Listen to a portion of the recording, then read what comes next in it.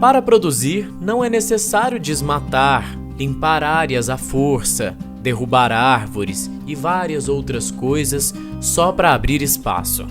Existem várias técnicas que permitem uma excelente produção sem atrapalhar o desenvolvimento da natureza. Aliás, não só não atrapalha, mas contribui. É basicamente preservar para produzir. Nesta videoaula você vai conhecer diferentes técnicas de recuperação ambiental que ajudam a produzir mais, gastando menos e ainda garantem uma produção muito mais sustentável. Técnicas como nucleação, curvas em nível, bacias de contenção de água, chuvas de sementes, cercamento, poleiros e galhadas contribuem significativamente para a recuperação de áreas degradadas. Elas são importantes ferramentas para a conservação ambiental. São técnicas que podem ser interligadas ou não. Ou seja, você pode usar apenas uma delas ou várias ao mesmo tempo.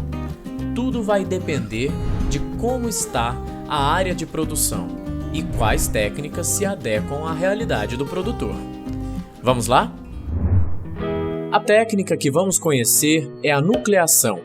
Apesar do nome diferente, a nucleação é bem simples. Nada mais é que a formação de ilhas ou núcleos que servem como gatilhos para o início do processo de restauração da área degradada. A nucleação é uma técnica com vários componentes. Vamos começar falando sobre a transposição de solo. A transposição de solo é uma prática que consiste em trazer um pouco de solo de um fragmento de vegetação nativa, preservado, e inseri-lo no local onde você quer fazer a recuperação. Retira-se apenas a camada superficial do solo, sem mexer na vegetação nativa. É como se fosse um transplante. Você pega uma parte do solo já estável e rico em matéria orgânica, sementes e micro-organismos, leva ao local a ser recuperado e faz a inserção dele no solo, tomando todos os cuidados necessários, é claro. Ao final do processo, você pode colocar uma palhada em cima e fazer irrigação. Ou, se preferir, pode aplicar a técnica no período de chuvas. Aliás, é uma excelente época para a aplicação de transposição de solo, pois além de já ser uma técnica de baixo custo, ainda economiza na irrigação. Então, aos poucos, a área vai sendo recuperada por completo, com o aumento natural do núcleo que acontece a partir da brotagem de sementes.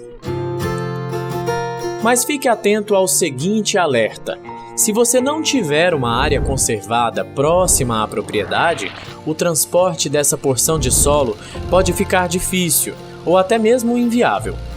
Além disso, devemos dar atenção à distância em que será implantado aquele fragmento de solo. Afinal, as espécies trazidas de locais muito distantes podem não se adaptar à nova região. Outro componente da nucleação, bastante simples e barato, é uma técnica denominada chuva de sementes. É aplicada para realizar a coleta de sementes de fragmentos de florestas ou bosques que serão plantadas em núcleos em área a ser recuperada.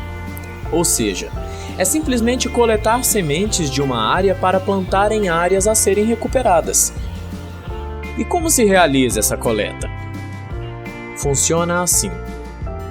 Primeiro, realiza-se a instalação de redes nas florestas, bosques para coletar as diversas sementes contidas nessas áreas.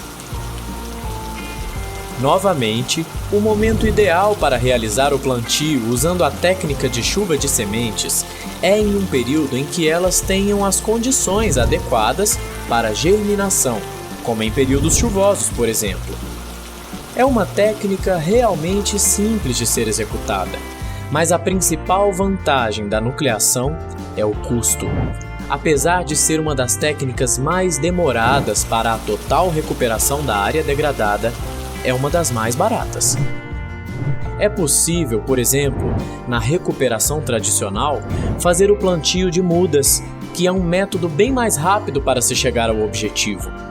Porém, Com a nucleação, você consegue reduzir de maneira drástica os custos do processo. Apesar de a técnica de nucleação ser bastante eficiente, em alguns casos a recuperação efetiva de áreas degradadas só vai ocorrer se houver também um cercamento, garantindo o isolamento da área.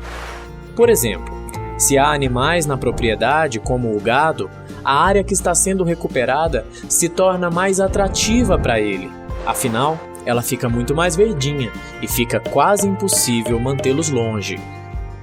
Porém, mantê-los longe da área em recuperação pode ser decisivo, porque com o pisoteio dos animais que vão até lá para se alimentar, a área não se desenvolve porque sofre muita intervenção.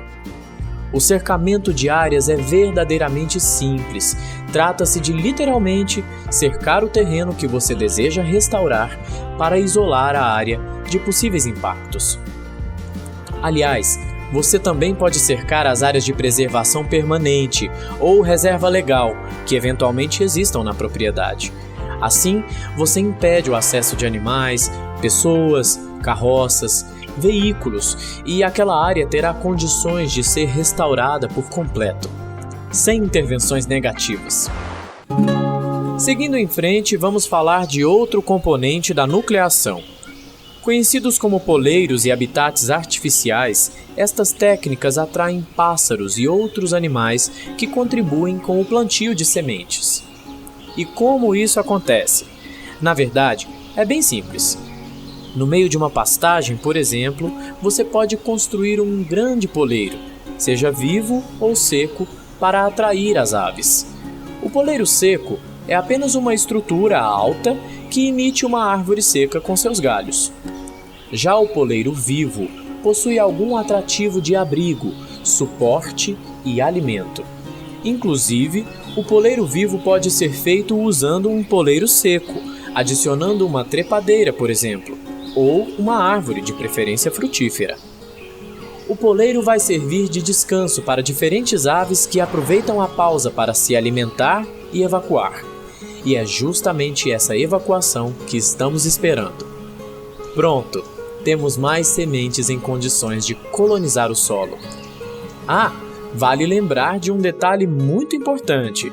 Morcegos também ajudam muito no processo de recuperação, como dispersores de sementes. O outro componente da nucleação que mencionei agora há pouco e que também é muito utilizado é a criação de habitats artificiais, que podem ser feitos com mourões, pedras, transposição de galhada, entre outros.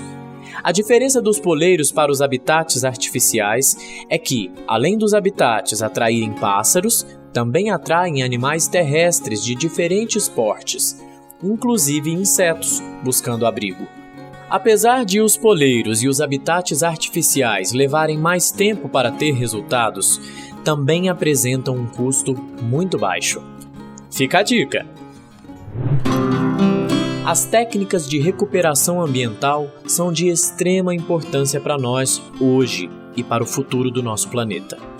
A flora da Mata Atlântica é muito rica, possui aproximadamente 20 mil espécies que correspondem a mais de 35% das espécies existentes no Brasil, de acordo com os dados do Ministério do Meio Ambiente. Ou seja, mais de 1/3 das espécies da flora no Brasil fazem parte desse bioma. Além disso, há uma grande diversidade de árvores por hectare, que é ainda maior do que a diversidade encontrada na Amazônia peruana. Isso significa que a Mata Atlântica possui a maior diversidade de árvores por unidade de área do mundo. Entre as espécies encontradas no bioma, as mais comuns são bromélias, begônias, orquídeas, ipês, palmeiras, quaresmeiras, pau-brasil, cipós, briófitas, jacarandá, peroba, jambo, jequitibá rosa, imbaúba, cedro, tapiriria, andira, ananás e figueiras. Mas a má notícia vem agora. Pesquisas atuais acusam a ameaça de extinção de 200 espécies vegetais brasileiras. 117 delas pertencem ao bioma. O bioma Mata Atlântica é rico em biodiversidade, ou seja, apresenta uma grande variedade de flora que faz dele um dos biomas mais ricos do mundo. É necessário cuidar, é necessário preservar. Se cada um fizer a sua parte, teremos um grande futuro pela frente, um ambiente saudável para as próximas gerações. Chegamos ao fim de mais uma videoaula. Neste episódio, apresentamos algumas técnicas que podem ser utilizadas para a recuperação ambiental em áreas degradadas. Se você chegou até aqui, imaginamos que a sua animação para começar a restaurar áreas agora está bem alta. Como podemos ver, muitas dessas técnicas se complementam, mas fique atento à escolha das técnicas adequadas em relação aos locais a serem recuperados, porque nem todas elas se encaixam em todos os terrenos.